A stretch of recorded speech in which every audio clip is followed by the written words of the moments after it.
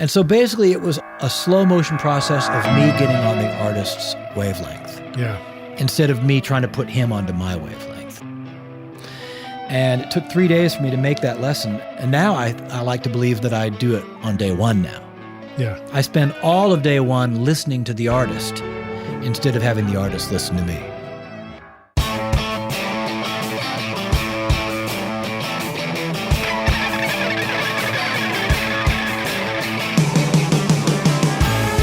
Welcome to Recording Studio Rockstars. I'm Lid Shaw, and this is the podcast created to help you become a rock star of the recording studio. Hello, Rockstars. It's your host, Lid Shaw, and I created this show to introduce you to real-world recording professionals to hear their stories and learn from their experiences so that you can take your records to the next level and be a rock star of the studio yourself. My guest today is Brad Jones, a producer, engineer, mixer, and musician based in Nashville, Tennessee. With Robin Eaton, he has co-owned the studio Alex the Great Recording, where we are now since 1993. This is a particularly special episode today because Brad was also my mentor when I started out in recording. Alex the Great was the first studio where I learned how to record, and Brad was the one who taught me how to make the musicians feel at home and how to capture a great performance.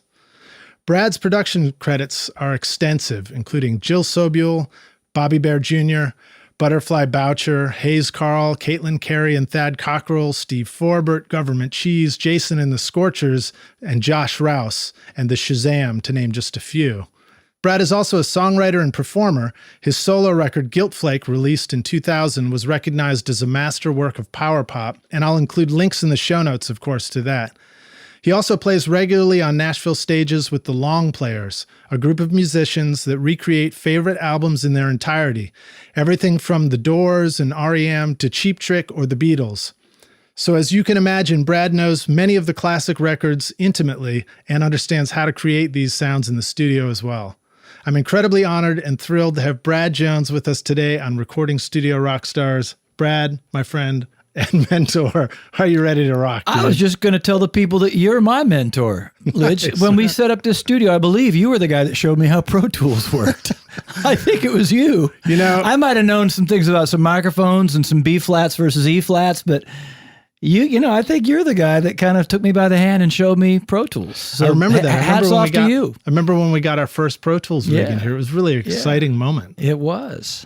Everything changed. I don't think we knew what to do with it then. We were giddy. We were beside ourselves.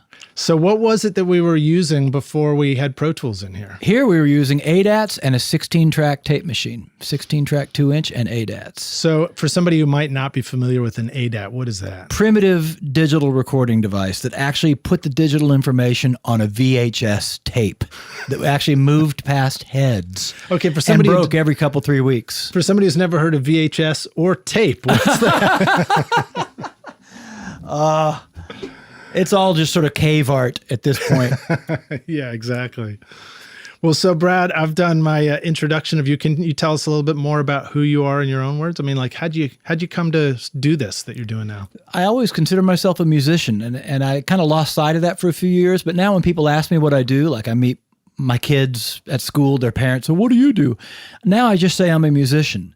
And as a subset to that, I produce, I help people, I arrange, I mix, I engineer, I own a studio, I play, you know, but I try to, as things have gotten techier and techier over the last few years, I try to keep up with enough tech to compete, but I'm trying to recategorize myself as a musician primarily, which is how I started. Yeah. Trying to bring it full circle. I totally understand that feeling. It's so strange how we start out in music and then get pulled into the studio stuff.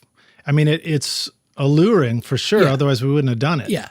But we forget that the microphone is here to serve the music. It's not like you get a new microphone and then say, I better write a song because I got this new microphone. It's supposed to be the other way around. I got this new song, so now what's the right mic to do it, you know? Yeah. Well, so you started out in Idaho, right? No, Not really. Iowa, No. excuse me. Iowa, yeah. Iowa, yeah. I was just in bands in Iowa. And it wasn't until I was in my mid-20s that I moved to Nashville because I figured that if I'm going to be in bands that aren't really going anywhere, I better at least land in a town that's got some studio craft and some old wise heads that'll sort of take me by the hand and show me some of these, you know, how studios work. And so Nashville was a good choice. Yeah. A lot of studios, and there was a lot of friendly people that were willing to help me. What did Nashville mean to you at that point? When you were moving down here from Iowa, what was your vision of Nashville? Well, it wasn't country music because I wasn't really involved in country and really haven't been since then. It was more about knowing that it was a place that had a bunch of studios, and I might find some sympathetic, older, wiser people that would take me by the hand and show me how studios work and how recording works. It was sort of, for that kind of studio concentration, it was kind of between LA, New York, and Nashville. And Nashville just seemed like the more easy to get to, easy to afford the rent kind of place to do it. Plus, everybody I met when I visited here was just friendly. The thing about Nashville, people here are typically from somewhere else. They remember what it was like when they were a newcomer. So people, at least back then, were pretty welcoming. Yeah, usually when you meet somebody in Nashville, you say, how long have you been here for? Yeah, exactly. One of the credits you had on there was Jason and the Scorchers. Mm-hmm. They were sort of pretty hot at that point, right? Yeah. Wasn't that they were a their hot band. time? They were a very hot band. I mean, that's when Nashville, it was known as a country-only town.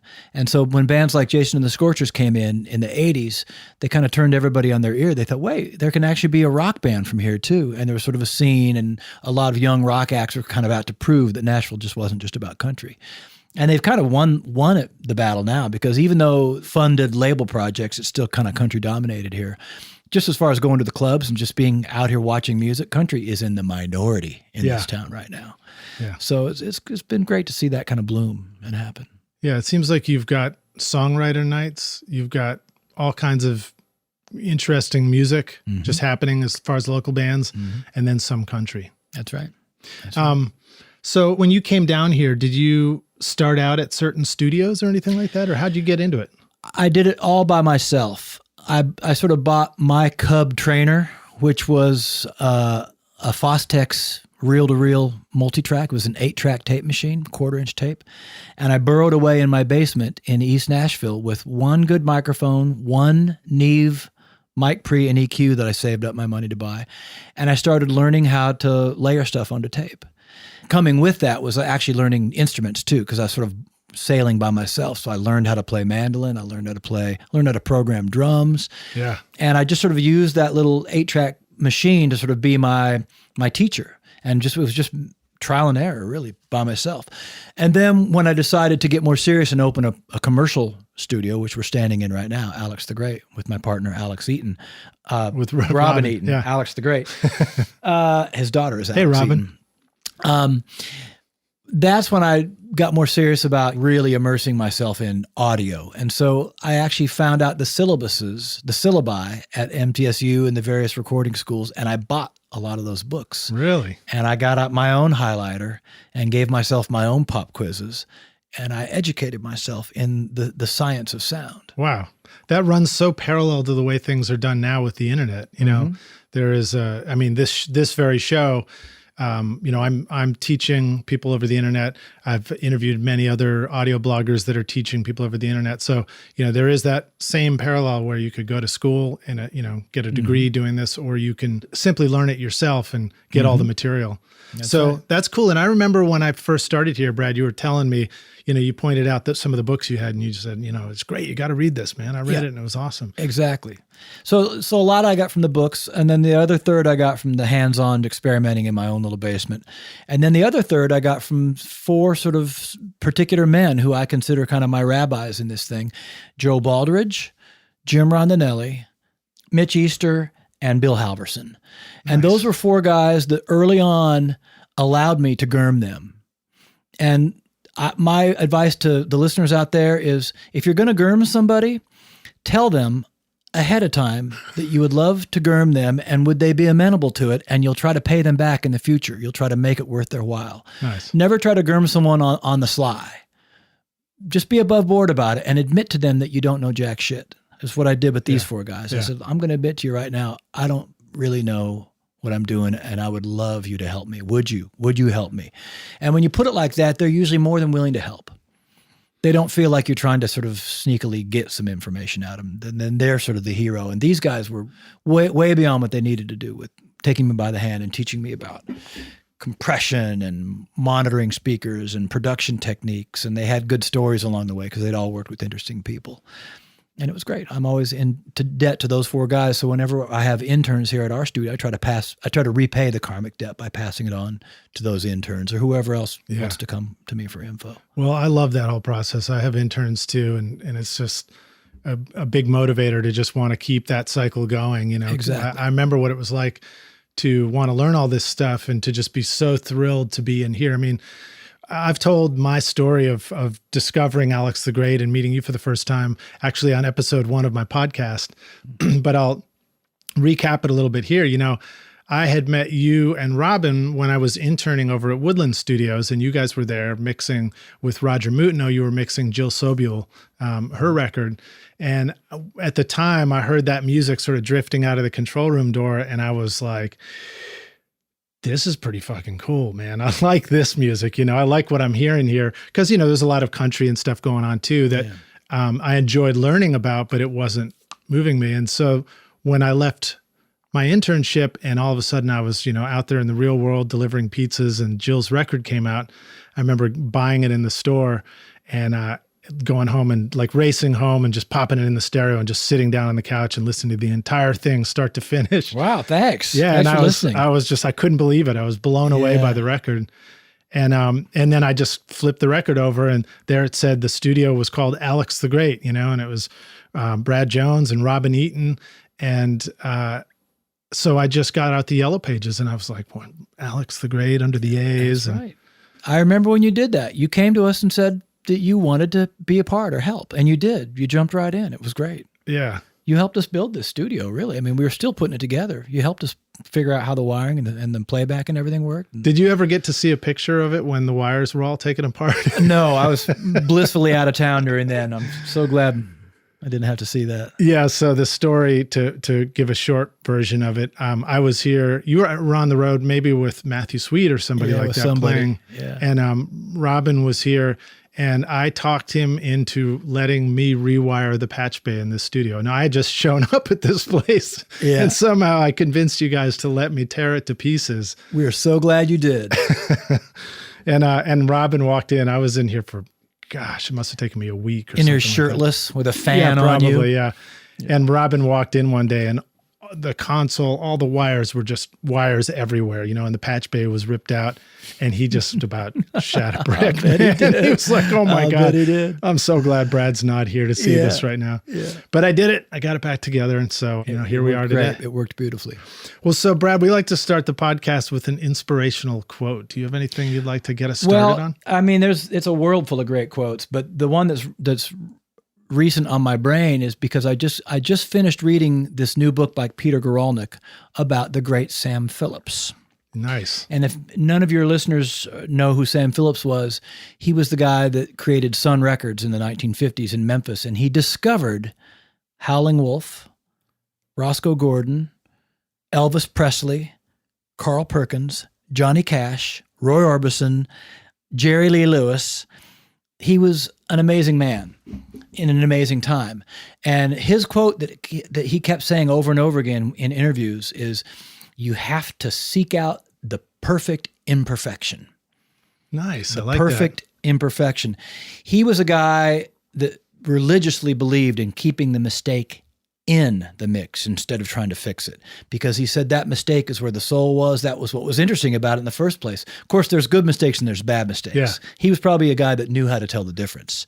There are some mistakes that are just bad mistakes, but there's others that if you just give it a moment and listen to it a second or a third time, the beauty of that unexpected, unintended thing starts to come out, and it starts to sound less like a mistake and more like an inspiration or a mutation. Yeah. That is, after all, how the human race or any animal organism gets better over time, is by mutating. So it could be that some of those mistakes are mutations and we should embrace them. Well, it's kind of like the difference between if you are walking up the hill in your backyard and you trip and fall and, bust your nose, that's maybe not quite as interesting as if, you slip and almost lose your life while you're summiting Everest. Exactly. Those are the kind of mistakes maybe. You want the more really noble compelling mistake when possible. Well, that's cool, man. I love that idea. And I mean, I agree. I think that also the thing that we all bring to the table that is most powerful and most valuable is just our own uniqueness in whatever we're doing creatively. Mm-hmm. And so that sort of resonates with me too, that that Well, mistake. yeah, I mean, we could make this whole podcast be just about that and just about Sam Phillips, because his whole life was centered around bringing out whatever was unique in each artist. And he actually was a master at choosing undervalued stock. Anybody that's out there starting out right now could maybe get inspired by this. You're out on the scene, you're trying to find some bands to work with. The bands that are obviously great right now already have people hovering around them, and they already, they got some situation where they're being given free studio time or something. The bands that there's something great lurking inside them, but it hasn't been brought out yet, and you feel like you're the only guy that knows how to unleash that one little thing inside them that you have a hunch is there, that's undervalued stock. And if you can be the champion of undervalued stock, or a musician that has something to give but it hasn't been pulled out yet, that's what Sam Phillips did. Yeah. And like when Elvis Presley came to him, Presley wanted to be a crooner and was just doing very unremarkable, uninteresting Dean Martin-style crooning. But Phillips said, no, come back Thursday. Let's work some night off the clock. Maybe there's something else you can do. And they spent many nights off the clock, extracurricular time, looking around to see if there was some different way that Presley could sing. And they found rockabilly. It was what they found. Really? Yeah. But it was just because Sam Phillips took the time to try to find this. It's really R&D. It's like artist development. No producers had ever done artist development until Sam Phillips. How about sharing with us a story along the way for you of sort of a moment of failure where it turned out to be a great learning experience for you in the studio or on your career path? Well, there are countless ignoble audio failures that I've perpetrated, and we've all done them. We've lost files, or we thought the mic was on but it wasn't, or there was too much distortion but it was a perfect vocal but there's too much, all these things. But let me, in what I've been saying about getting back to the music, let me just talk about a production failure that I had that I think is instructive. And I think I keep thinking about this because of the Sam Phillips thing. Sam Phillips over and over in this book keeps saying, listen to the artist. Just listen, just hear them out. Even if it takes a while, if they're inarticulate, sometimes they might not be able to tell you in the first meeting what it is they're trying to say or do. But if you keep listening, you'll eventually understand, and then you'll be better equipped to bring the diamond out of the rough. So I'm thinking about a project that I did about seven or 8 years ago with an artist who I've come to do 3 albums with since then. Now, this artist, I'd never had met him or worked with him, but he hired me. I guess he liked some stuff I'd done, and I got out to LA to start the work. And we went right into the studio. And at the end of the first day in the studio with this artist and the musicians that he'd sort of gathered, I had come to the conclusion that they didn't listen to a goddamn word I said all day long, including the artist himself who had hired me. It's like I wasn't even there. I gave it another day, though. At the end of day 2, enduring this sort of these endless takes that the artist was sort of running this band through in the studio that I didn't know, like, doing 25-minute long takes. And I still felt totally unneeded. Unnecessary. Yeah. It's like, why am I even here? I started looking around at the airlines that night for flights to come back to Nashville. I was gonna just quit. I was like, they don't need me. No one knows I'm here anyway. And I was about to quit. But I gave it one more day. And on day 3, I started not try to prove myself, which is what I was really trying to do on day 1, is trying to prove that I belonged to be there. Right. And instead of proving what I could do or why I should be there, on day 3, I just let go. I just said, screw it. I just let go, and I just started listening more to what the artist was doing and what he was saying between these long takes. And I started to get on his wavelength, which was that he is no good at planning stuff. He only has to just get in and do long takes to find the accidental grooves that might emerge from these long takes. And then on a different day, get really close with the producer about finding out which 7 minutes actually worked and can we make a song out of that. And so basically it was a slow motion process of me getting on the artist's wavelength. Yeah. Instead of me trying to put him onto my wavelength. And it took 3 days for me to make that lesson. And now I like to believe that I do it on day 1 now. Yeah. I spend all of day 1 listening to the artist instead of having the artist listen to me. So in the end, it turned out that the artist knew the process that worked for them. He knew the exact process. He was process. sort of waiting for you to just waiting join for me him. to finally get on his program, And now here it is 3 albums later. Now we work wonderfully together and we get great stuff together. Yeah. But I had to retool my preconceived brain onto his work method. I couldn't pull him onto mine. I had to go onto his. Because I'm sure when you showed up and you had your ideas, it's not like it was bullshit. Like you had worked I had a really bunch of hard ideas to get to the point of, showing up at a record prepared and ready to rock and ready to do it the way that you were familiar with. Exactly. Yet still you got to be open to that new way of doing it. Each record is its own puzzle. Each record has its own set of problems and its own things. You have to approach each record that way. Nice, man. That one's getting tweeted. Okay. All right, cool. So now, how about a moment of success for you? Something where everything really came together nicely in the studio. I'll tell you what's really wonderful. We're in the studio and we like to layer things, and that's part of the fun. But if you can capture a beautiful, fully formed, no need for overdubs performance from a large group, that is a wonderful feeling. And I had that experience times 11 one day when I did an album with Bobby Bear Jr. And what happened was I'd done a song or two with Bobby before then, but then Bobby came to me and goes, I want to do an album now. And my little label in Chicago has given me X amount of money to do this album. This is an amount of money that I could hire a crappy studio and get like 7 days in the studio and we could layer stuff and get it. Or I can hire the most expensive studio in Nashville, which at the time was Ocean Way. Mm-hmm. For one day. I can afford Ocean Way for one day, and I've got 11 songs. My band and my players will go rehearse it for me for free because we're all friends. Come with me to the rehearsals. We'll rehearse every note of every measure of these 11 songs, and then we'll go to Ocean Way and we'll record all 11 that day. That's awesome. And I thought he was nuts. But once again, this is a case of me putting aside my own preconceptions and just trying to catch my breath and see it through his eyes and get on his wavelength. And after a few days of working with him, I was totally on his wavelength. And I love the challenge of it. Are we going to get this? Is this going to work or not? That could have been a huge failure, We budgeted 1 hour per song, 11-hour day, 11 songs.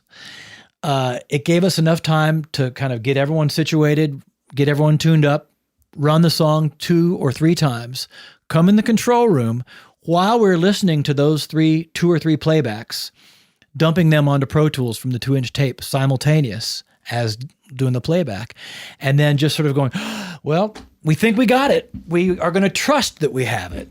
Let's go to the next song. So this was a tracking process, or was this like complete with vocals? Band tracking, including the keeper final vocal, including the keeper background vocals. Wow. We're talking everything. Just have enough musicians to capture everything. Get them all there, including the background it's so singers. Old school, right? It was as old school as you can get. And man, I had such terrible nervous energy body odor at the end of that day of just not knowing if we're going to get it or not, Do you know, I stash underarm deodorant in like every nook and cranny in the studio now for that very reason. Yeah. I don't smell bad anymore because I don't let things get to me anymore. But that day, I probably didn't smell so good. But we got it. Man. It worked. So that was a real high five moment. And so when Bobby brought in the 12-pack, we dispatched of that 12-pack joyously in about 5 minutes. Yeah, I bet. At the end of that. Well, that's really cool, man. Yeah. And what's is that a record that we it's called The Longest Meow. The Longest Meow. The Longest Meow. It's a beautiful record. It has trumpets. It has 2 of the members of My Morning Jacket playing on the whole all day long. The drummer Patrick and the guitar player Carl, and Bobby sang beautiful in the moment vocals. It was just a great day. It was a great experience and a very odd way to make a record, a way you're really not supposed to make it. But it was a great experience, and there was we were sort of a one for all for one vibe in the room that day. Do you remember some of the methods that you used to mic up and arrange the band so that you could capture everything and get the sounds you wanted? Yeah, there were plenty of gobos, but no booths. Everybody was sort of in this large space with gobos, so that it's even possible that a lot of us took off the headphones. A lot of times, you just don't even put the headphones on. You sort of hear everybody naturally anyway. Did you get to play on the record yourself? I played bass on the whole record. And I believe I have my headphones off a lot of the day, and it is kind of a nice way to feel in the moment and not be nervous about, oh my God, we're making a record. I hear this playback in my head, in my cans. But when you play music without headphones, you're sort of tying into a more casual time in your musical education where it's just musicians playing with other musicians. Yeah. It's a little less obvious that it's being recorded. It's not just sort of blaring at you, and you can play more freely and with more abandon and with more joy. you know, and there was a lot of that day. Very cool, man. Awesome. Do you remember, was there a particular vocal mic or vocal setup that seemed to work really well? Yeah, I think we were using a U67 on his vocal. If I was to do it all over again now, I would doubtless put an SM7 on him. And I always do SM7s with the low roll-off engaged and the 5K boost flipped on. Really? And then I put singers very close to it. Nice. When you do both of those things at the back of the mic, you can put a singer pretty close to that mic. And it doesn't sound woofy. Right. And that's been, in fact, even in situations where I'm not like trying to like make bleed work, I still put singers on that mic all day long. It's sort of become my go-to vocal mic. Do you ever find that mic allows you to work not so hard in the mix trying to get the vocals to sound right? Always. It just sounds right out It of sounds the box. right off the bat. That's cool. I record that mic without any EQ through an API mic pre and through a Neve compressor limiter, straight to tape or Pro Tools without any EQ. Really just that one stage of compression is enough. And I always find that it's already competing in the mix almost exactly right. I love that mic. Me too. Now, I love these mics too. These are the Mic Tech PM9s Dynamics. That's a handsome mic. Like a fancy SM58. Yes. All right. So now let's see. What I want to ask you about some questions a little more specific to you too. We talked about you coming to Nashville. How about starting Alex the Great, starting a studio? Talk about starting a studio from nothing, going from nothing one thing that gave us a head start is confederating, because it wasn't just me and my one little mic pre and my one good microphone. It was Robin with his one mic pre and his one good microphone. So suddenly we doubled our inventory by banding together. And by banding together, it also allowed us to cast a broader net to the various people that we knew and could come do projects with us. And then the third plus is when you make a partnership, there's something about it that's a little more unique to people than just single guys doing business. It was like we were more of a story by being a partnership. We were able to sell ourselves as a partnership to potential clients. And so it worked to our advantage in a lot of ways. And were you guys playing together in a band at the time too? Yeah. I think we had just gotten done playing together in Robin's band, but I don't think the band was really together for much longer after that. We were already looking for stuff to produce together. Yeah, that's groovy. And then we had the opportunity to build this control room we're in from scratch and the tracking room, you know. And so we knew that we didn't want to offer just gear, because if it's just gear, then the studio would have been called Sound Shack or Sound Room or, Audio Workshop. It would have one of those kind of names. We knew that we wanted to offer imagination to people. And so that's why we called it a non-studio name, Alex the Great Recording. And it's the other reason why there's so much wood surrounding us here. We wanted the artists to feel a sense of well-being so that they would feel creative and wouldn't feel like they were in this sort of steel and glass techie environment. We wanted them to be in a more wood, organic, imaginative place. Yeah, I don't see any drywall around. That's right. Me. And there's no, traditional panels hanging on drywall or anything like that. That's right. There's none of that. Now, one of the things that you guys did in here that looks so beautiful too is you created this big suspended cloud that looks like a garage door over your head. And then on the walls, we also have these Japanese paper, sort of rice paper windows with backlighting, which gives it this cool feeling like we're in, some exotic place. That's right. And it's good for sound too.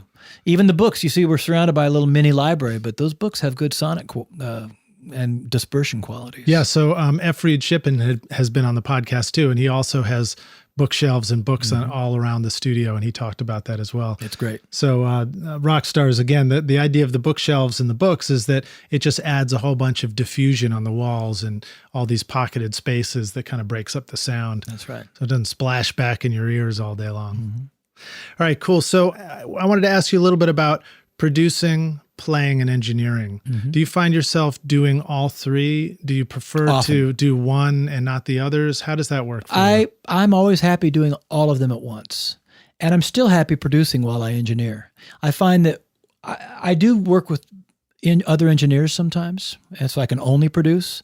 And when I do, we always get great results, but I always get tired of the sound of my own voice by the end of that day. What I like about producing and engineering at the same time, I don't have to voice it out loud what I want done next. My hands just start doing it.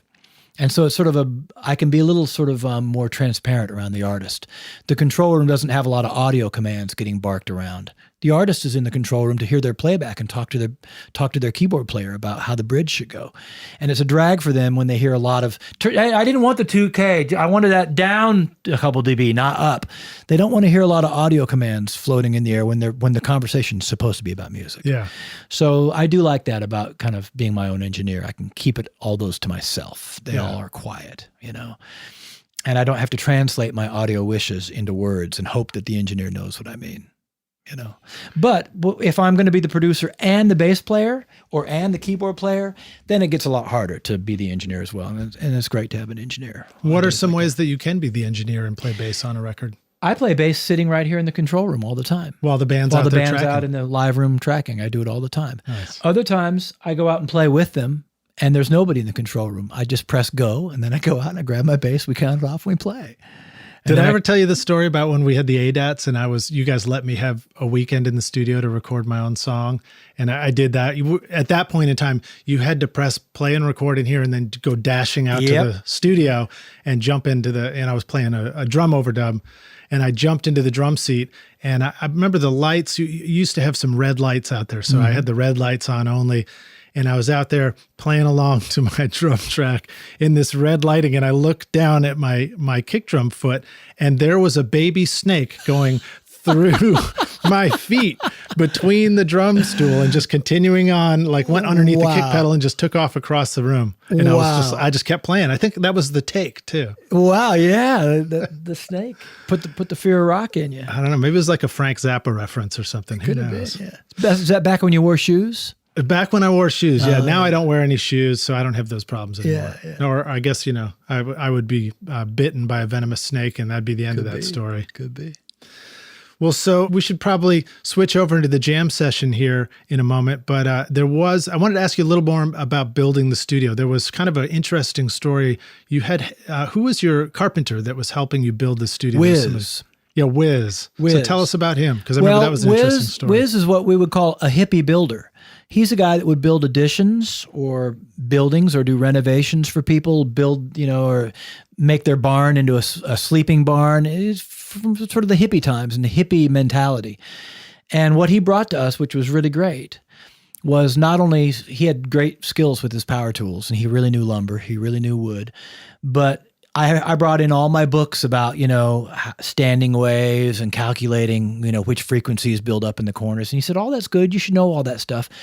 But at the end of the day, lay out your lines by instinct. And if you follow your human instinct for how a room sort of feels good to you, it just feels good at these dimensions. And that angle in that corner just feels right to me. When I envision it, it feels right to me.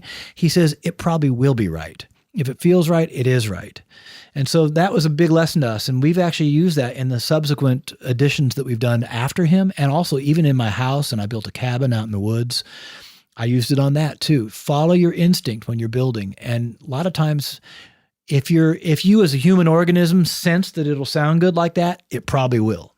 Now, how does that apply to the engineering side of stuff too? So for example, here we are in the control room and we've got the console in the middle and these beautiful B&W speakers, but then you've also got smaller bookshelf speakers and your Pro Tools it's like a personal little Pro Tools station over there. Can you talk a little bit about the process of arriving at what you consider a complete finished sound on a record and how there are similarities to that? I'll definitely talk about that. You see that my Pro Tools rig is off to the side from the main monitors, which means that as I'm making my musical decisions, working with the band and the tracking, I'm not hearing this totally panned out, beautiful stereo sound where I clearly hear that instrument in the right channel and I clearly hear the piano in the left channel.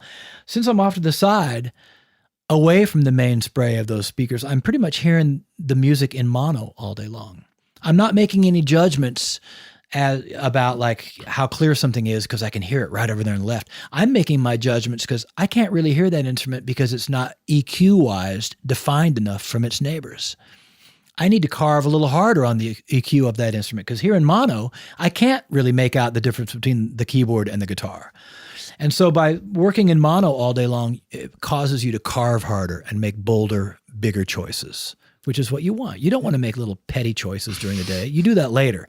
But when you're at the kernel of creation, you want to make big, kind of more reckless choices. So by me being off to the side, I'm not getting seduced by stereo panning, and it's making me work harder for my tones and my volumes. And I think another thing to point out about stereo versus mono, because sometimes I think it can be confusing if somebody goes, but I'm not listening in mono.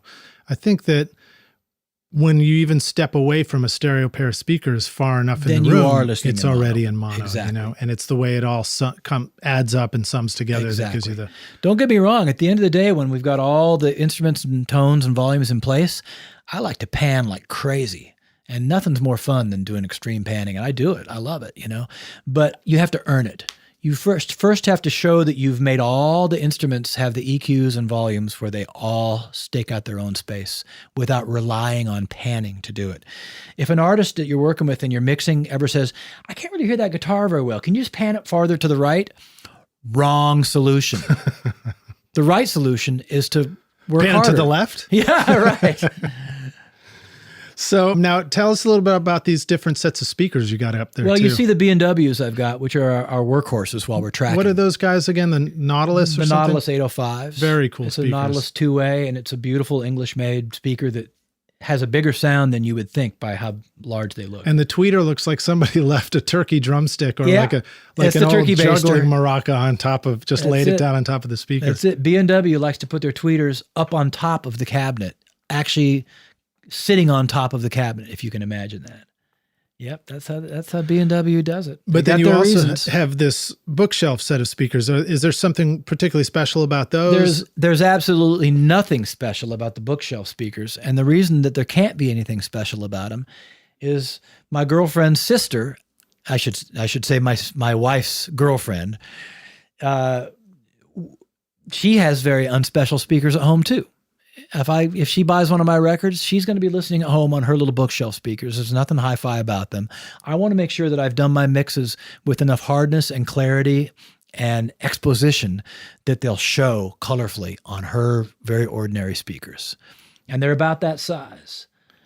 And so I mix on those speakers all day long. In fact, I even do editing and overdubs on them sometimes too, because it makes me, like I said before, it makes me make harder choices. It makes me make bolder choices. Nice. And then how do you, like in your process, it sounds like you're on the smaller speakers for a lot of the time. Yeah. When do you find yourself consistently going over to the big speakers to check something? I'll go to the big speakers when my ears are starting to become tired from the smaller speakers, or if I need to check some more exacting low end placement, the bigger speakers are always going to be better for that.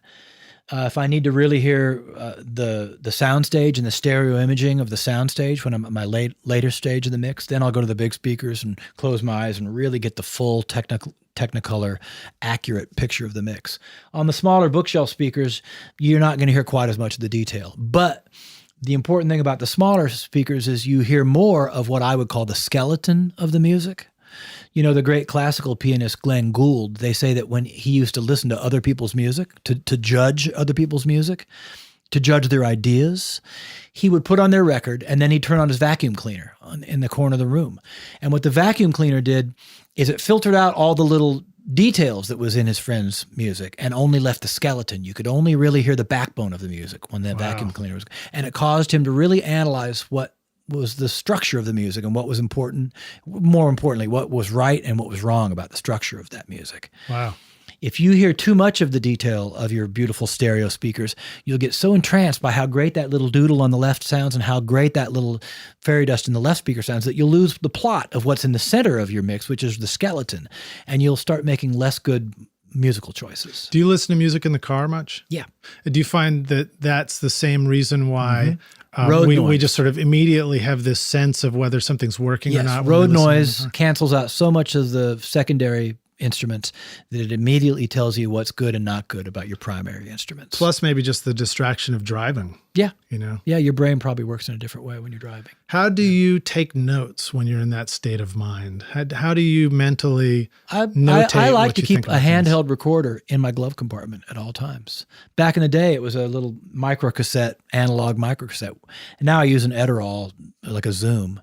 But the old microcassettes are actually better because there's fewer buttons you have to press for it to get to go. Yeah. That's the problem with the digital world.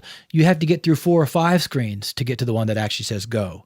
But back in the analog world, there was usually just one button. It was just, you just pressed it. And boom, there you are. You're already going. That's one of the frustrations with my iPhone, for example, is it's so powerful, but it takes me, like 5 possible accidents just trying to get my little recording device open to take a note. It's 5 screens to get there. Dropbox is the same way. That's why I make my pitch for WeTransfer.com over Dropbox. Dropbox makes you navigate through 4 or 5 screens to get what you're going for. WeTransfer, they put you directly on the screen you need to press go. And before you know it, you're downloading your stuff to your friend or from your friend. Cool.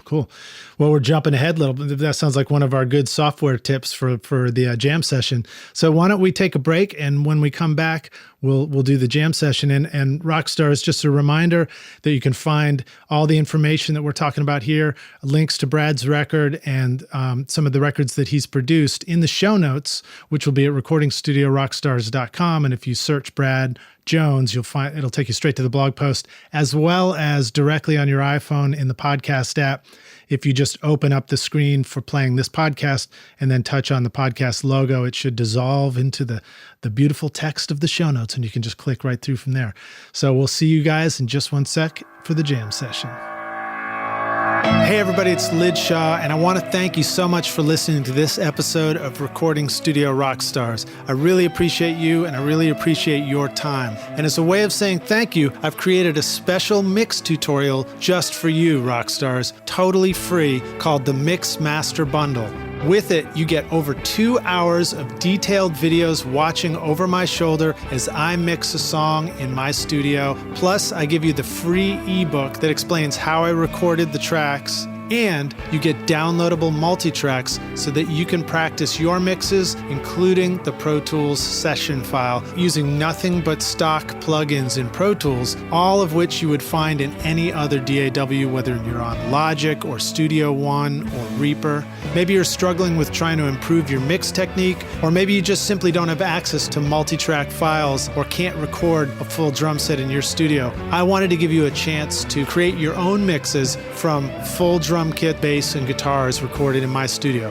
The song is called American Winter, and it's off my instrumental record Skadoosh, and it's all available for you totally free right now. All you need to do to get it is text Mix Master Bundle to 33444, and I'll send it directly to your email. Again, that's Mix Master Bundle with no space to 33444, or you can go directly to mixmasterbundle.com, enter your email, and I'll send all the files directly to you.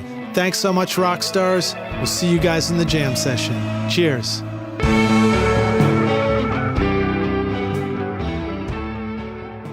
Hey Rockstars, it's Lid Shaw, and we're back here for the jam session with our guest today, Brad Jones on Recording Studio Rockstars. Brad, are you ready to jam? Let's jam. Awesome. When you were starting out and recording, what was one of the things that was holding you back? Like what was a big obstacle for you to get going? Well, it's just that, now you can get a studio in a box. It comes with your Mac. But back then you had to figure out how to get in a studio or how to buy gear, and it was expensive. And if you wanted to get into a studio to record, that was expensive too. I mean, it's not even inflation adjusted. It's the same or more back then as it is now, per hour, So it was just tough. And plus I grew up in Iowa, and there was just no opportunity. There's just nothing going on. There might've been a studio down in Des Moines, but I didn't know how to get into it Well, and you felt like location, was an obstacle itself. So you came to Nashville. Yeah, exactly. And you started with the 8-track tape machine. Was that a major investment for you to get started? And a Neve mic and all that? That was expensive, and then you had to buy the tape, and it was. But that was a great learning experience, though. It was fantastic. Did you record some of Guilt Flake on that tape machine? I did. And then later, when I finally got Pro Tools, bounced it onto Pro Tools and mixed it. But a lot of that is the sound of that 8-track Fostex 1/4-inch machine. Yeah, that's the classic story of the record that takes many years to complete, right? It starts, it goes across like 3 or 4 different formats. That's right. I've had a few like that. But then when you guys started the studio here, you and Robin, it was sort of the advent of the ADAT that really opened up the doors. We had 4 ADATs running. We had 32 tracks of ADAT. And we were doing our mixes through an old digital mixer called an O2R. Oh, right. But even before that, I mean, you guys got the Mackie 32-channel mixer, and you've got Mackie that first now. came out with their consoles, which were a good deal at the time. Yeah. Yeah.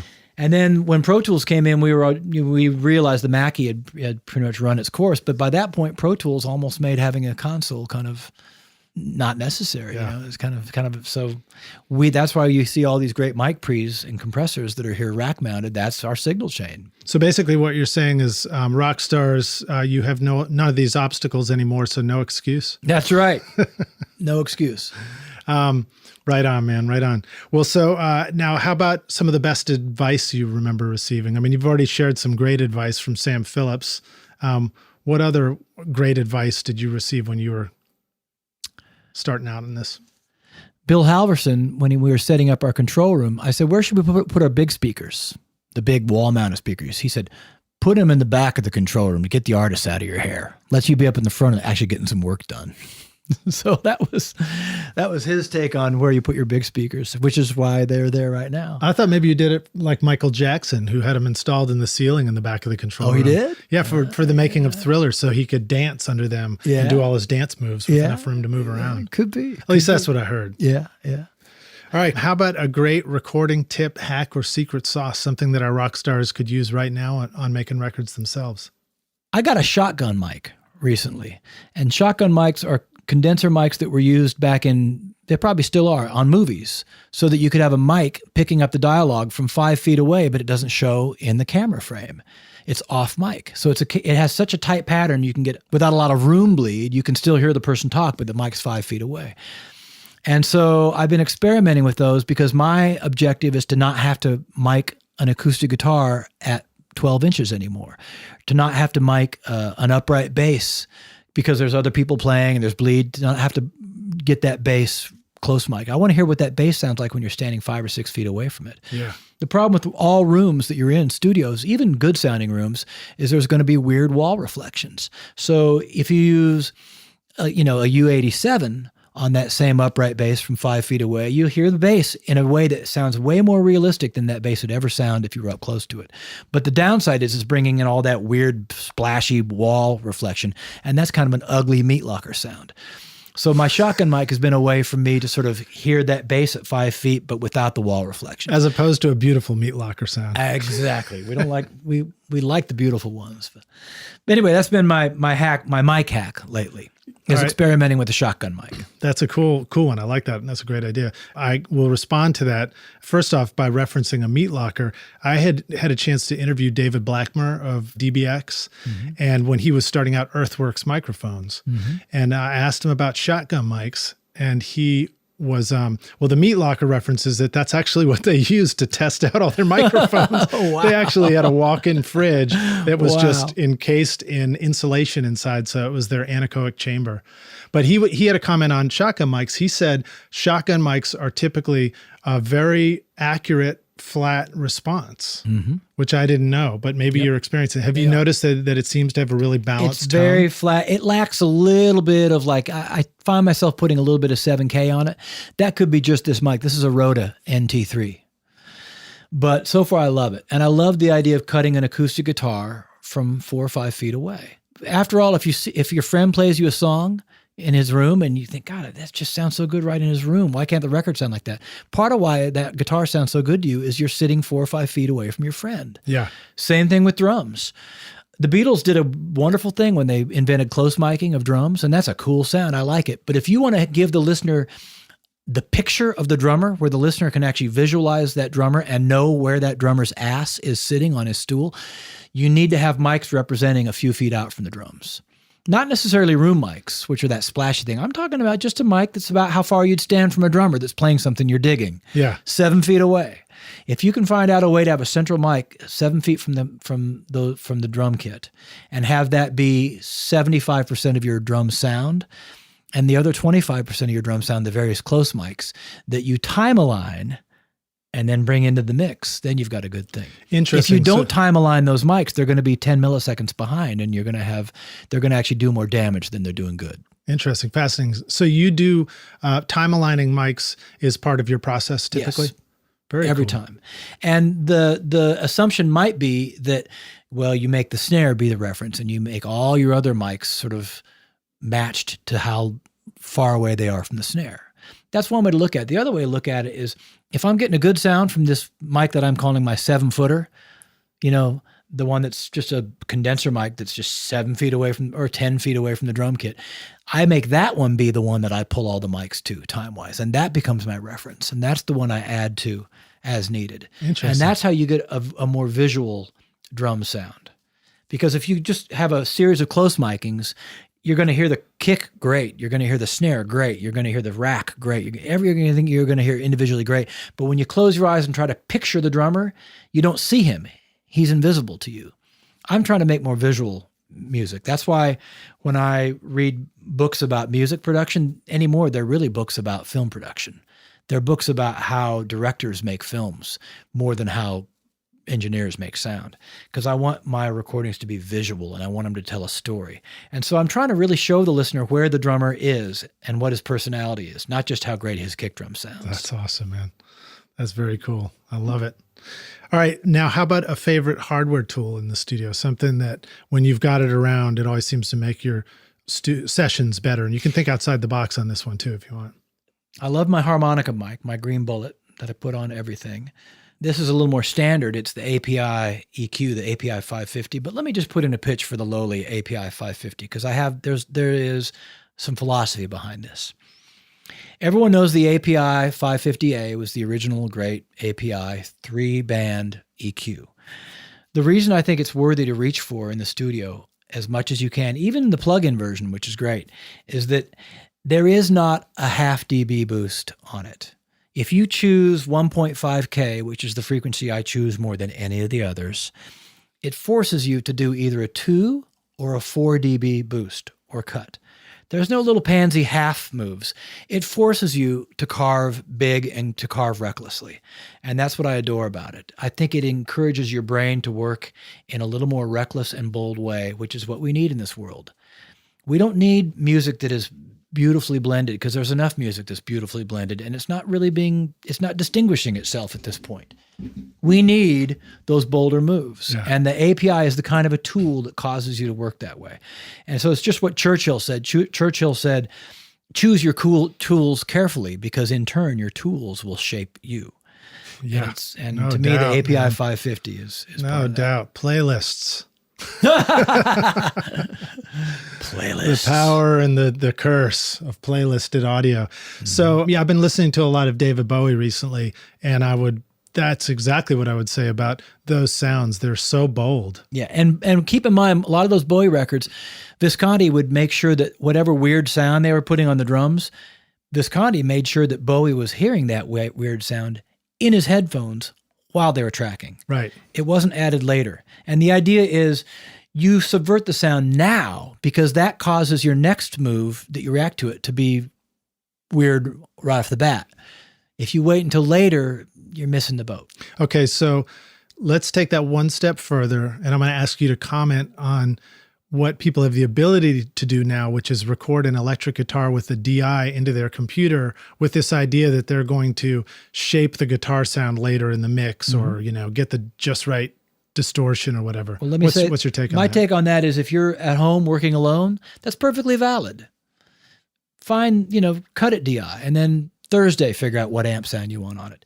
If you're in a room full of musicians who are reacting to each other and off of each other, demonstrate to your pal who's on keys that day, demonstrate to him the crazy distorted tone that you have in mind, because if you don't demonstrate it to him, he'll set up the wrong keyboard sound answering back to you. Yeah. So it's all about who's answering who. Yeah, it's because it's communication. Exactly. Awesome, dude. So now share with us a favorite software tool for the studio, something that people should know about. All right. Once again, this is really just, I'm giving a perverse answer, but it's to make a philosophical point. I get so much use to this very day out of the most unsexy, oldest plugins that there are. I find that Digidesign's lowly proprietary EQs are intensely usable. They're laid out not with cool sort of looking vintage sort of knobs that look like an old knob with a wood background. They're just these dull gray backgrounds with a slider. That slider is so much quicker and easier to use. To be able to type in the exact threshold that I want or the exact times that I want rather than sort of putz around with it with some knob that doesn't work right. I think there's a lot of visual hocus pocus going into a lot of these plugins for EQ and compression, where it's the older, simpler ones are way more easy to use. And if you know them well, you can rock all day long on them and do great work on them. I'm a big believer in McDSPs, compressors, and EQs. They are not sexy to look at. In fact, they look cheap when the interface comes up on your screen. You think, really? I paid $700 for that bundle? It looks so cheap. They do everything. And they do it really super well without having to waste a lot of time navigating these cool looking interfaces. You know what I'm saying? Yeah. Sometimes the dog-ear old stuff is the best stuff to use. I use the Digidesign pitch shift all day long to do something that so few of the other pitch shifters do. It allows you to uncheck the time correction. You shift the pitch and it lengthens it while it does it, but it does it in a way that doesn't have any artifacts. It's like slowing down your ones and zeros is all it's doing. And so few of the fancier pitch shift ones do that. They do all kinds of things for making your drums line up if you're doing some dance thing, but they do so few of the sort of pure things like that, and they do it well. So don't discount your older dog-ear built-in Digidesign plugins or some of the earlier, like the McDSPs and stuff like that. They are eminently usable. They're laid out simply and smartly, and they work so well. Well, so it just occurred to me a thing that is unique about here and that I've seen the opposite of in many places, maybe with the new tools, Pro Tools and all these flashy plugins.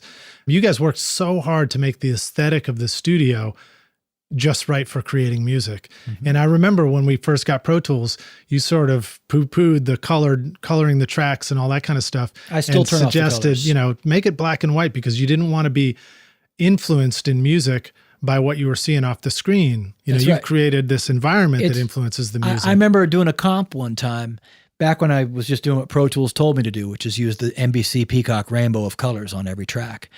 And I remember thinking, both these vocal passes on the bridge sound about the same, but I keep thinking this one's a little bit warmer. And then I realized the warmer one was this sort of maroon colored track. And the one that I kept thinking sounded kind of cold was a celery colored track. And once I turned the colors off and listened to it again, no, the celery one was actually warmer. Man, I love celery. My eye was being perverted by what I was seeing on the screen. And I thought, well, I don't want that to ever happen to me again.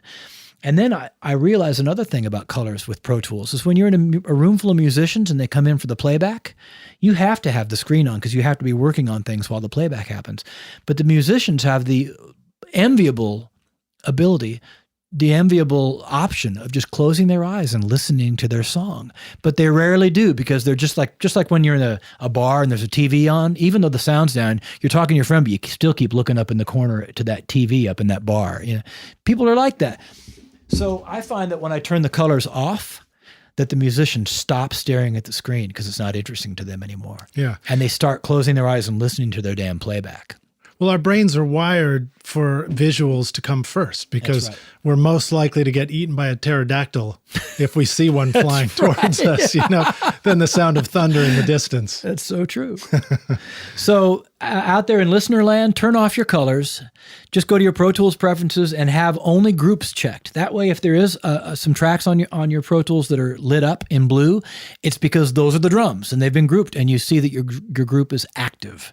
If you turn off your group, then they go back to black and white, and then you know that you're not grouped right now. It's super useful like that. Yeah. And if you can't get your artist in your room to stop looking at the screen, turn your damn screen off when you're doing a playback, and you'll be a better listener yourself. You'll actually stop busybodying yourself with what your edits look like, and you'll close your eyes and listen to the song for 3 minutes. There's nothing wrong with that. Yeah. Here's another trick for turning your screen off too. If you don't have an off button handy, just have some full screen image and then use the Apple tab key and kind of flip over to it when you're pressing play, during playback, and just have whatever show up on the screen. Yeah, that's smart. Some Pablo Picasso or something like that. He was never called an asshole. Not to his face. Maybe he was. All right, cool. Sorry, guys, that was a Jonathan Richman reference there. Now, how about a resource for the business side? You've been doing a studio and production and going steady for as long as I've known you and longer than that.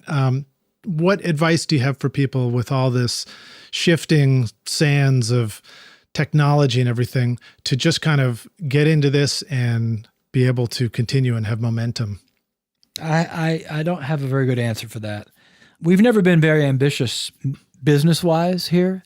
It's just been a word-of-mouth thing, and there's always been enough work, and it's been nice. In today's environment, if you're starting out with a studio from scratch, you'd really want to hustle to carve out some niches for yourself. Be a studio that specializes in doing location recordings at mega churches, or be a studio that specializes in jingles that are geared towards internet placement, or be a studio that's geared towards unplugged and acoustic music and make it be conducive to that. Give it a thrust.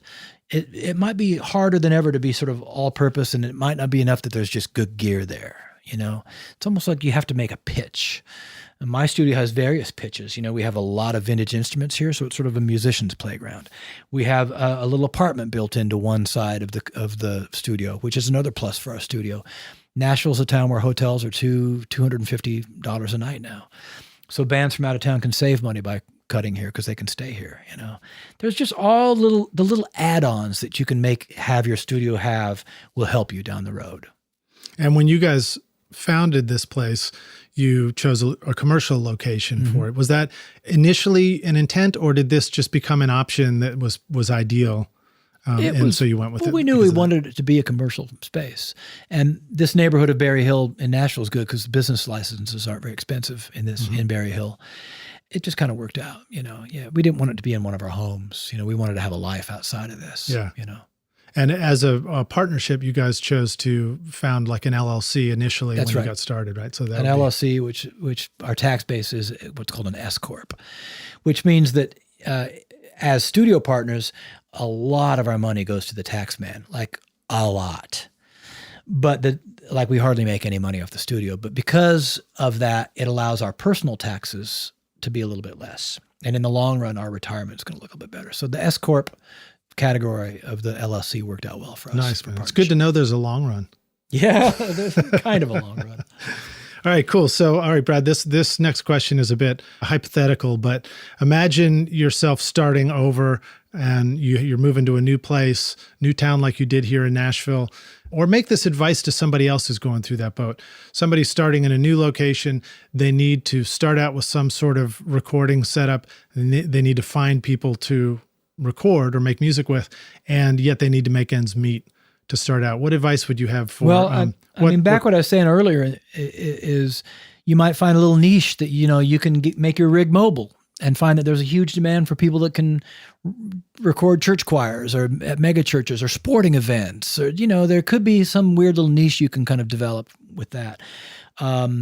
Or if you're set up at your home, you sort of get really good at mixing a particular kind of music. You're really good at mixing bluegrass, and you try to really present yourself as a guy that can get you a good sound for that or whatever. That's on the recording end of it. Now, on the production side of it, I would say, remember what I said earlier in the interview about picking undervalued stock. That's what a hedge fund manager that's worth his salt does. He finds stock that other people aren't seeing the value in yet, but he thinks he sees something that can be brought out of it. So if you're an unknown guy new in town, go see music. Go see as many bands and artists and singer-songwriters as you possibly can. You'll see the ones that have people hovering around them because they're the current buzz band. You're not going to get that band. Or if you will, they're going to come overvalued. You need to make an approach to a band that's being somewhat ignored, and you think you know the reason why, and you know the easy fix. You make your pitch to that band or that artist. You say, look, the reason people aren't coming to your shows right now, it's not because of your songs, because I listened to your tape. Your lyrics are amazing. It's because at the gig, they can't hear your lyrics because you got the two guitar players that are both playing humbucker guitars that's hiding everything.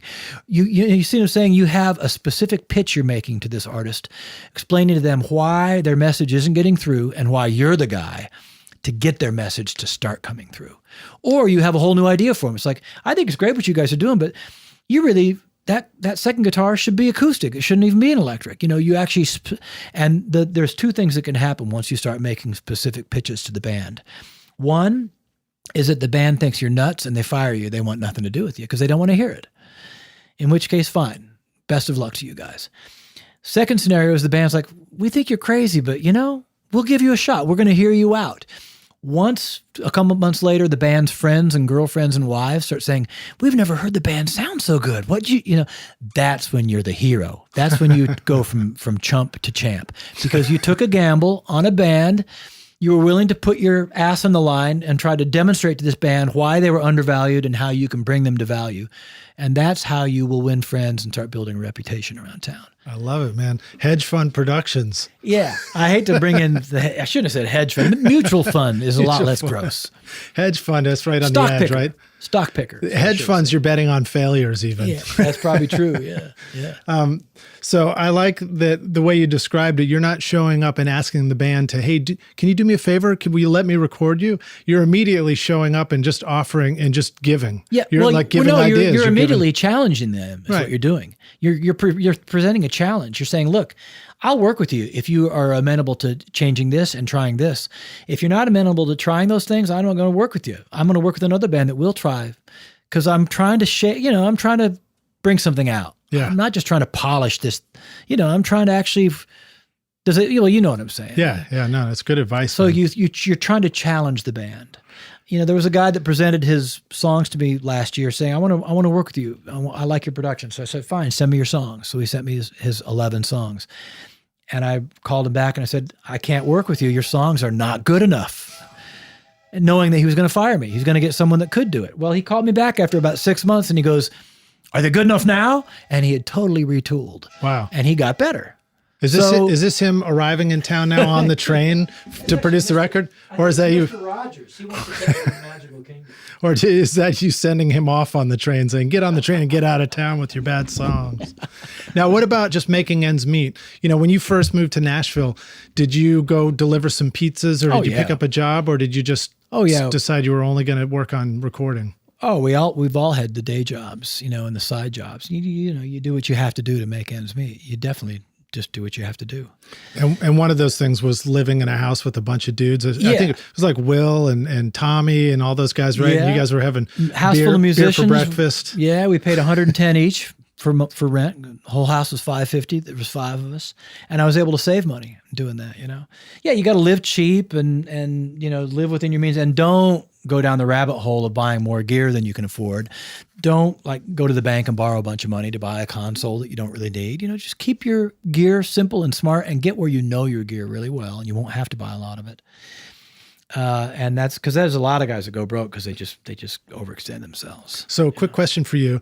You're somebody I've known to not get caught up in the glamour of the new gear. Always has been like that. So what advice do you have to somebody starting out? They're going to get a laptop and some kind of interface. Do they need to have the newest stuff that comes out? No. Or should they not be afraid to maybe pick up an old Pro Tools rig? Buy an old used rig that works fine. You're going to be learning so much and getting so much done and not going broke doing it. You can get great sounds with old rigs that someone else has decided is not quite as up to date as he wants. Right. You get great deals.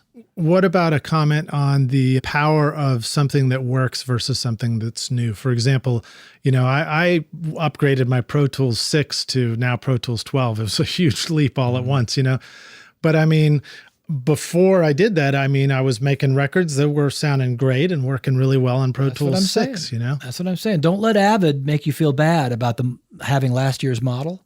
Because you got to remember, Avid makes their money by convincing you that last year's model is no good anymore.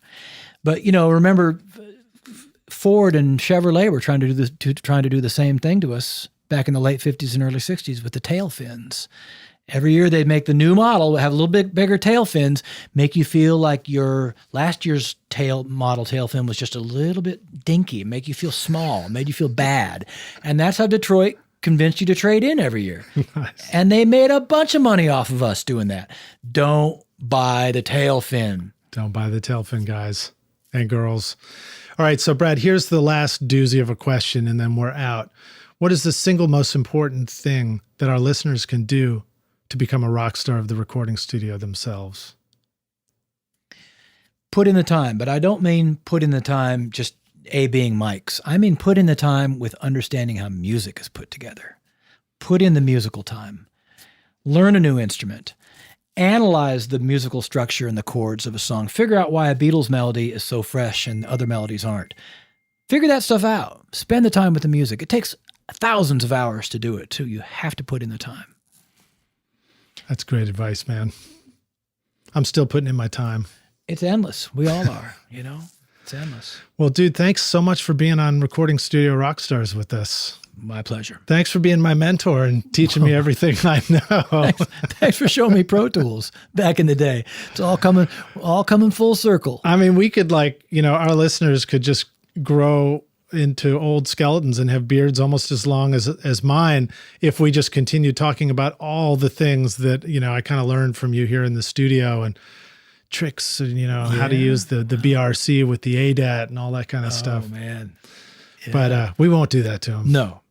Well, so how can people find you and find out more about Alex the Great? Well, I don't really keep my own website, but Alex the Great has a very simple little web page, alexthegreat.com, and it tells you a little bit about what we do here. Really, that's the main starting point, or just Google us. Cool. Find out what's going on. Yeah. Groovy. Well, thanks so much for being here on the podcast, Brad. My pleasure. I'm feeling so encouraged to be back in the old neighborhood. I think I'm going to go to Fat Mo's and go get a burger and French fries and a chocolate milkshake for lunch. Get the malt. I'll get the malt. All right. You will not regret it. All right, man. Cheers. We'll see you around the studio. Thanks so much for listening to Recording Studio Rockstars. If you enjoyed the show and want to help make it better, please leave a rating and review on iTunes to help reach more people. You can click directly over to iTunes or go to recordingstudiorockstars.com/review for an easy explanation. And if you want more free content, all you have to do is text RS Rockstars to 33444. Again, that's RS Rockstars to 33444. And I'll keep you in the loop with articles, videos, and podcast updates. And I'll let you know about any upcoming giveaway offers, all totally free. Thanks for listening. I'm Lid Shaw, and this is Recording Studio Rockstars. Now, go make great music.